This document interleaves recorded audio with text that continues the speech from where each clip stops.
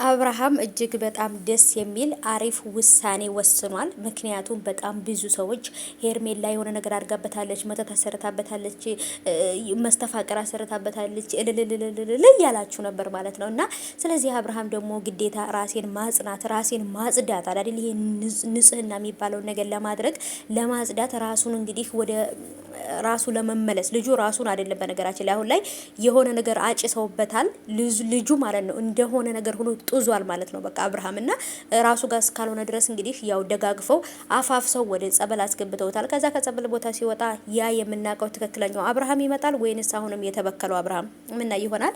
ሰላም አለይኩም ወራህመቱላሂ ወበረካቱ። ሰላም ሰላም፣ ውድ የተከበራችሁ የኔ ውዶች የኔ ወርቆች እንዴት ናችሁልኝ? ከኔ ጋር ለውላችሁ የኔ ውዶች የኔ ማሮች ማለት ነው። እንግዲህ ድጋሚ አሁንም ተመልሼ መጥቻለሁ። እኔ እኮ አያልቅብኝም። በነገራችን ላይ ወደ እናንተ ካልመጣው አንዴም ሆነ ሁለቴ በጣም ስራ ቢበዛብኝ ራሱ አንድም ሁለትም ሶስትም ቪዲዮ ሳለቅላችሁ አልውልም። ማታም ደግሞ ሲለቁ እነሱ አንዳንድ ነገሮችን እለቅላችኋለሁ። ደስ የሚለኝ ነገር ካለ እሰራለሁ፣ ደስ የሚለኝ ነገር ካልሆነ ግን አልሰራም ማለት ነው። እና ቀን ደግሞ እንግዲህ በተለመደው ሰዓት ላይ ነው ቪዲዮ እለቅላችሁ ውዶቼ እና ባይቦቼ።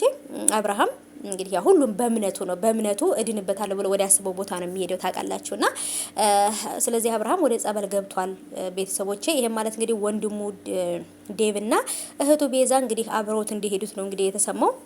ይሄም ማለት ውዶቼ እየተፈጠረ ያለው ነገር ጥሩ ነገር ነው፣ አሪፍ ነገር ነው። ምክንያቱም ለነገ ላይ ይሄ ልጅ ራሱ ጋር እስካልሆነ ድረስ ይሄን ነገር ካላደረገ አሁንም ቢሆን በጤናው አይደለማ ሰው ጋይሶችዬ።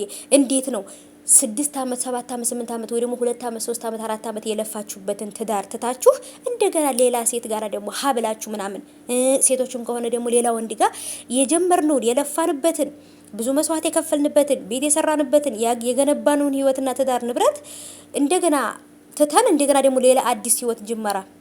በነገራችን ላይ ይሄ የአብርሃም ህይወት ልክ እንደ አረብ ሀገር ልጆች የሰው ህይወት ሆነ ቢለም መስርጃው አረብ ሀገር ላይ አሁን ከአንድ ወንድ ጋር አንድ ፍቅር ትጀምራለች ሴት ብለው አረብ ሀገር ስላቸው አረብ ሀገር የትኛውም ሀገር ላይ አሁን ላይ በጣም ሴቶች ተበላሽተዋል። አረ እንደውም አሁን ላይ ወንዶች እያፈሩ ነው፣ ሴቶቹ በጣም በዙ። እና ሄርሜላም አሁን ልክ እንደዛ ነው እየሆነች ያለችው።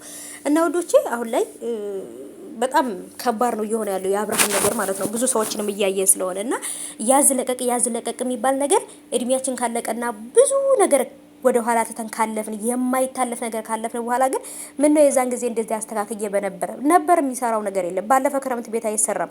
ያለፈውን ክረምት መጠበቅ ስለማትችሉ የሚመጣውን ክረምት ነው የምጠብቁት አይደለም።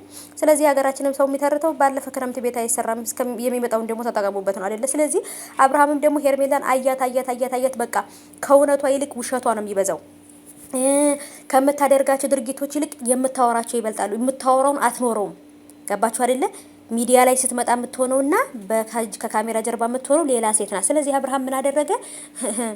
ያሰበና ጭንቅላቱን ካሰራ በኋላ ነው ወደ ሩታ የተመለሰው ማለት ነው። እና ስለዚህ አሁንም ቢሆን ግን አብርሃም ሩታን ሊጎዳት ከሆነ የመጣው ሩታን ሊያስከፋት፣ ሩታን ሊያስለቅሳት፣ አሁንም ደግሞ ተሰብሮ የነበረው ልቧ አሁን ላይ በጣም ትንሽ እየተጠገነች ነው። አሪፍ ላይ ናት ያለችው አይደለ?